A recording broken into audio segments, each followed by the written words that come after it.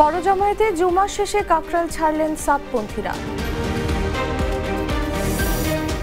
গাজীপুরে বেতন পেলেন শ্রমিকরা, শনিবার থেকে খুলবে কারখানা।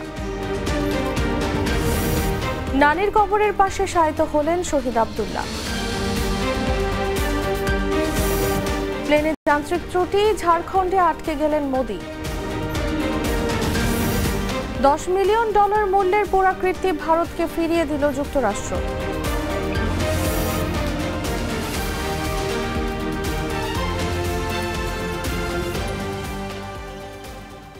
এতক্ষণ শুনছিলেন সংবাদ শিরোনাম।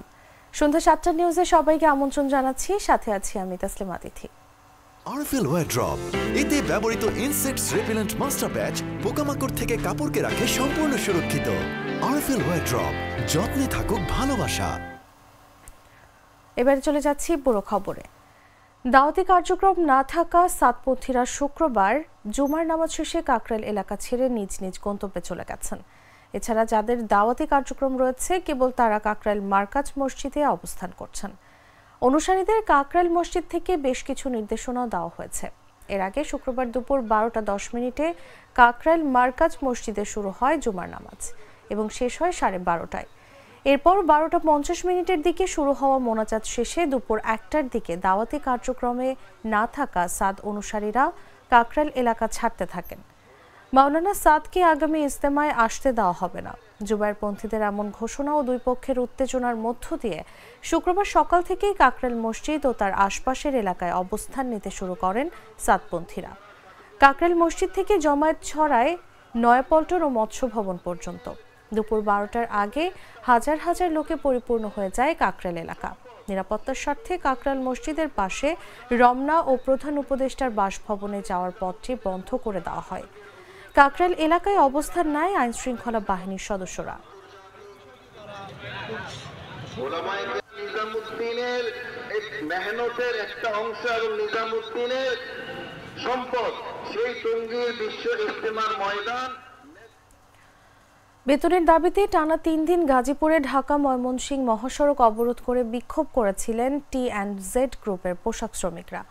এ নিয়ে বেশ কয়েকদিন ধরে শ্রমিক অসন্তোষ দেখা দিয়েছিল। এবার সরকারের সহায়তায় গ্রুপের 5টি কারখানার 3620 শ্রমিক এবং 120 জন স্টাফ বকেয়া 1 মাসের বেতন পেয়েছেন। এতে খুশি শ্রমিকরা। কর্তৃপক্ষ ঘোষণা দিয়েছে যথারীতি শনিবার থেকে কারখানাগুলো পুনরায় চালু হবে।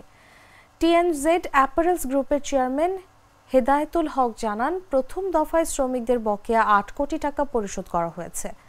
বৃহস্পতিবার সন্ধ্যায় শ্রমিকদের বিকাশ অ্যাকাউন্টে এই বেতন পরিশোধ করা হয়। এর ফলে শ্রমিকদের মধ্যে স্বস্তি ফিরে এসেছে।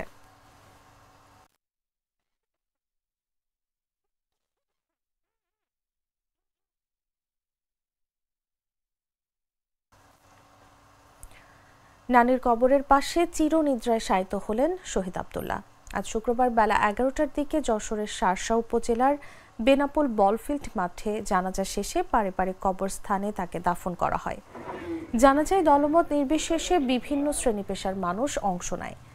এ সময় উপজেলা প্রশাসনের পক্ষ থেকে গার্ড অফ অনার দেওয়া হয়। এর আগে 3 মাস চিকিৎসাধীন থাকার পর বৃহস্পতিবার সকালে ঢাকার CMH-এ মারা যান তিনি। শুক্রবার দিবাগত রাত 2টার দিকে আব্দুল্লাহর মরদেহ ঢাকা থেকে নৌবাহিনীর একটি অ্যাম্বুলেন্সে করে গ্রামে পৌঁছালে হৃদয় বিদারক দৃশ্যের অবতারণা হয়। স্বজনদের আহাজারি আর শোকে এলাকার পরিবেশ ভারী হয়ে ওঠে। রাজধানীর শহীদ সোহরাওয়ার্দী কলেজের রাষ্ট্রবিজ্ঞান বিভাগের 4র্থ বর্ষের ছাত্র ছিলেন আব্দুল্লাহ।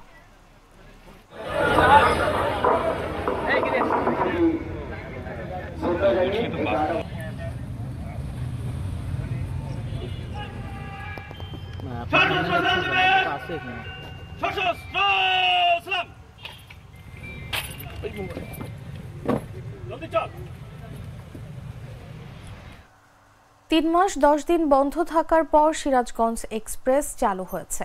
আজ শুক্রবার ভোর 6টায় শহরের বাজার স্টেশন থেকে ট্রেনটি চলাচল শুরু করেছে।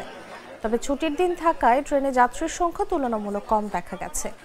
এর আগে বৈষম্য বিরোধী ছাত্র আন্দোলন চলাকালে 4 আগস্ট বাজার স্টেশন ও বঙ্গবন্ধু সেতুর পশ্চিম পাড়ের শহীদ মনসুর আলী স্টেশনে ভাঙচুর, লুটপাট ও অগ্নিসংযোগের ঘটনা ঘটে।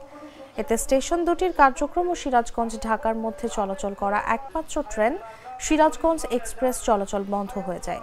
পরে জেলা বিএনপির সাধারণ সম্পাদক সাইদুর রহমান বাচ্চুর নেতৃত্বে স্টেশন দুটি মেরামত সহ ট্রেনটি চালুর দাবিতে বিভিন্ন শ্রেণী পেশার মানুষ ও শিক্ষার্থীরা স্মারকলিপি প্রদান সহ সভা সমাবেশ ও মানববন্ধন কর্মসূচি পালন করেন।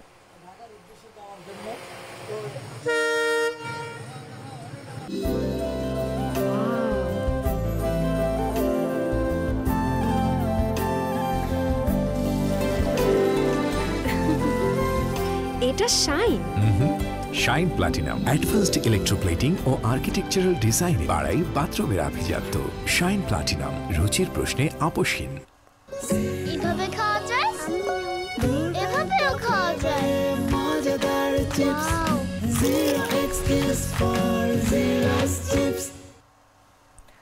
সুন্দরবনের দুবলার চরে শুরু হয়েছে প্রায় 150 বছরের ঐতিহ্যবাহী রাস উৎসব। বৃহস্পতিবার রাত থেকে শুরু হওয়া এই উৎসব শেষ হবে শনিবার ভোরে। রাস পূজা ও স্নানকে ঘিরে সুন্দরবনে কঠোর নিরাপত্তা ব্যবস্থা নিশ্চিত করেছে কোস্টগার্ড। রাস উৎসবকে ঘিরে সুন্দরবন উপকূল জুড়ে কঠোর নিরাপত্তা ব্যবস্থা নিয়েছে কোস্টগার্ড। উৎসব চলাকালে বন্যপ্রাণী শিকার বন্ধে বন বিভাগ ও আইন প্রয়োগকারী সংস্থাগুলোর পাশাপাশি বাড়তি নিরাপত্তা ব্যবস্থা নেওয়া হয়েছে।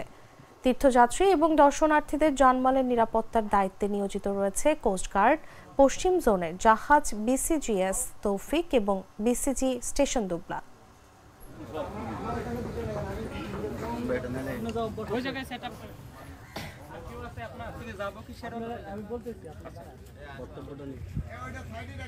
ধন্যবাদ। আপনারা সকলে অবগত আছেন রাস পূর্ণিমা পূজা এবং পূর্ণ স্নান এটি গত 150 বছর যাবৎ একটি ঐতিহ্যবাহী উৎসব এখানে দুবলার চরে।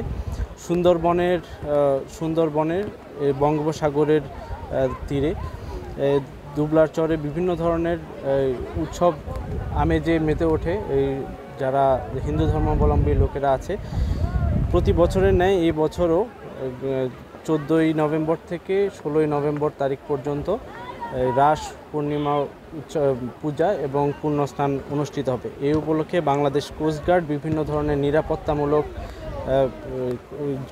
আয়োজন করেছে, কঠোর নিরাপত্তা জোরদার করেছে। বিভিন্ন বন্য প্রাণী যাতে কেউ হত্যা না করতে পারে বা বনজ সম্পদ কেউ যাতে অবৈধভাবে আহরণ না করতে পারে, সেই ক্ষেত্রে ফরেস্ট ডিপার্টমেন্ট এবং অন্যান্য আইন শৃঙ্খলা বাহিনীর সাথে বাংলাদেশ কোস্টগার্ডও কঠোর অবস্থানে রয়েছে। এছাড়াও যারা দর্শনার্থী আছে এবং পুণ্যার্থী রয়েছে, যারা এখানে রয়েছে তাদের নিরাপত্তায় কোস্টগার্ড সদা তৎপর রয়েছে। জানাবো আন্তর্জাতিক সংবাদ।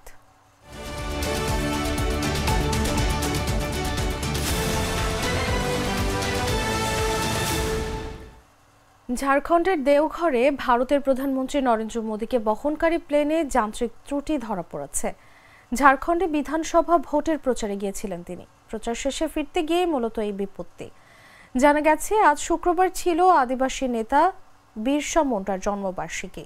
এই দিনটি জনজাতি গৌরব দিবস হিসেবে উদযাপিত হয়। আগামী বুধবার ঝাড়খণ্ডে দ্বিতীয় তথা শেষ দফা নির্বাচন। তার আগে শুক্রবার আদিবাসী অধ্যুষিত রাজ্যটিতে প্রচারে গিয়েছিলেন মোদি। দুটি জনসভা করে দিল্লি ফিরে যাওয়ার কথা ছিল তার, কিন্তু প্লেনে যান্ত্রিক সমস্যা ধরা পড়ায় তার ফিরতে দেরি হচ্ছে। পূর্ব নির্ধারিত সূচি অনুযায়ী প্রচার শেষে দেওঘর থেকে প্লেনে দিল্লি ফিরে যাওয়ার কথা ছিল তার, কিন্তু যান্ত্রিক ত্রুটির কারণে নির্ধারিত সময় প্লেনটি উড্ডয়ন করা যায়নি।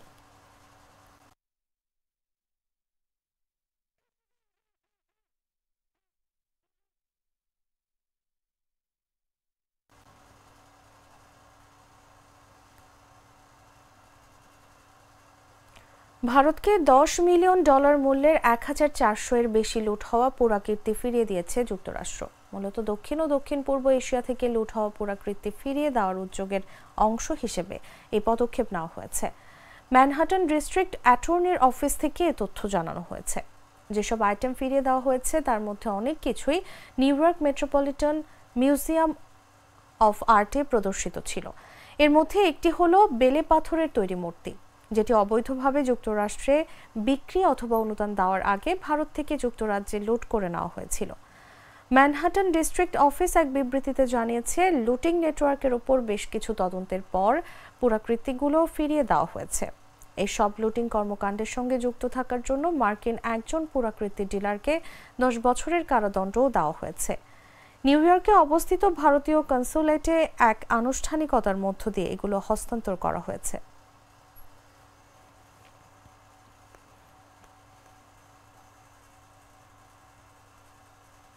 জানাবো খেলার খবর।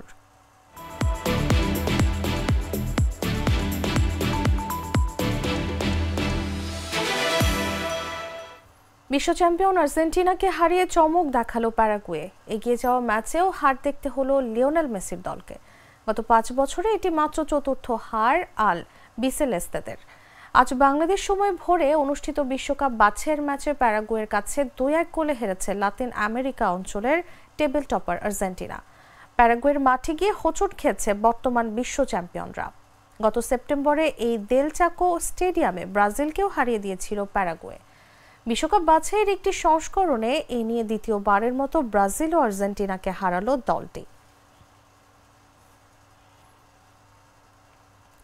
ভেনেজুয়েলার বিপক্ষে এগিয়ে গিয়েও জিততে পারল না ব্রাজিল। শেষ দিকে প্রতিপক্ষের একজন খেলোয়াড় কম পেয়েও সুযোগ কাজে লাগাতে পারল না 5 বারের বিশ্ব চ্যাম্পিয়নরা।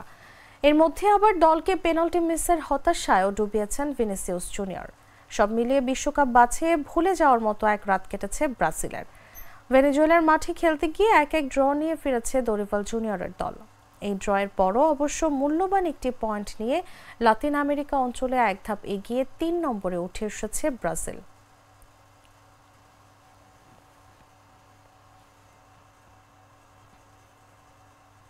দর্শক, এই ছিল এখনকার মতো। প্রতি মুহূর্তের সর্বশেষ খবর জানতে ভিজিট করুন jagonews24.com। ফলো করুন আমাদের ভেরিফাইড ফেসবুক পেজ এবং সাবস্ক্রাইব করুন জাগো নিউজের ইউটিউব চ্যানেল। ধন্যবাদ সবাইকে।